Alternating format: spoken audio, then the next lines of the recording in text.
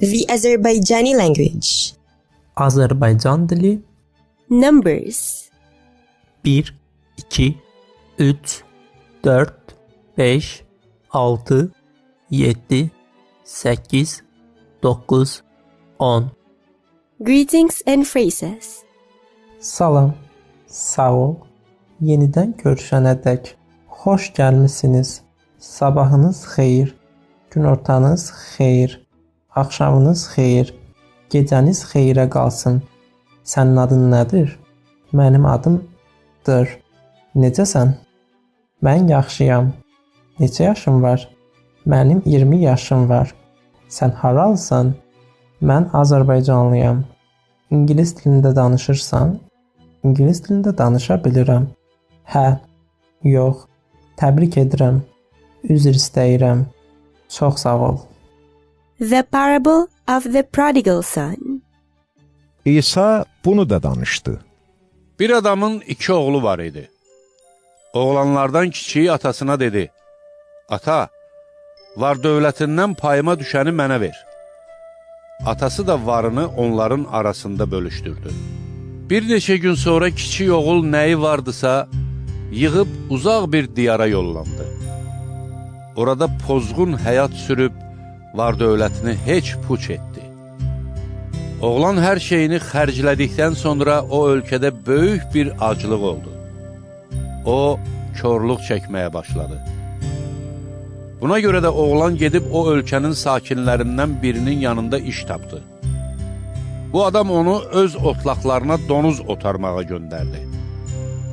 Donuzların yediyi keçi buynuzu qabıqları ilə qarnını doydurmağa şad olardı.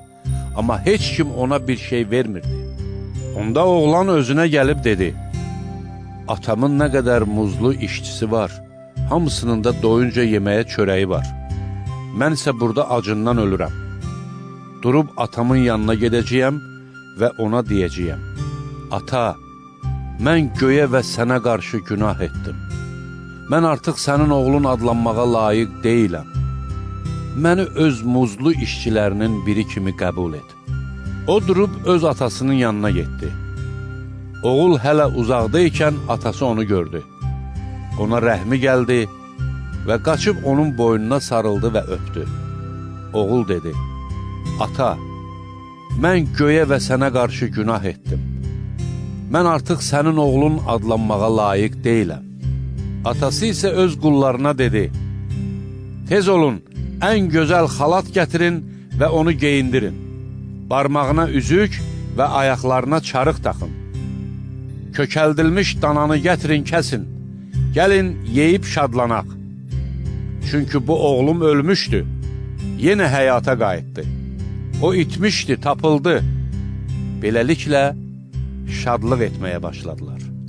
Atanın böyük oğlu isə tarlada idi. Qayıdaraq evə yaxınlaşanda çalğı və rəqs səsləri eşitdi. O nökərlərdən birini yanına çağırıb soruşdu: Bu nədir? Nökər ona dedi: Qardaşın qayıdıb, atan da onun sağ-salamat qayıtmasına görə kökəldilmiş dananı kəsib. Böyük oğul isə hirsləndi və içəri girmək istəmədi. Atası bayıra çıxıb ona yalvardı. Amma o atasına belə cavab verdi: Bax, neçə ildir ki, sənin üçün qul kimi işləyirəm. Heç zaman sənin əmrindən çıxmamışam.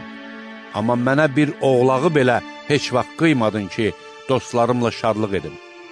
Bu oğlun isə sənin bütün varını fahişə qadınlara sərf edib.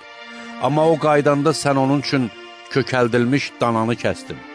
Atası isə ona dedi: Oğlum, axı sən həmişə mənimləsən və bütün varım sənindir. Lakin sevinmək və şadlanmaq lazımdır. Çünki sənin bu qardaşın ölmüşdü, həyata qayıtdı. O itmişdi, tapıldı.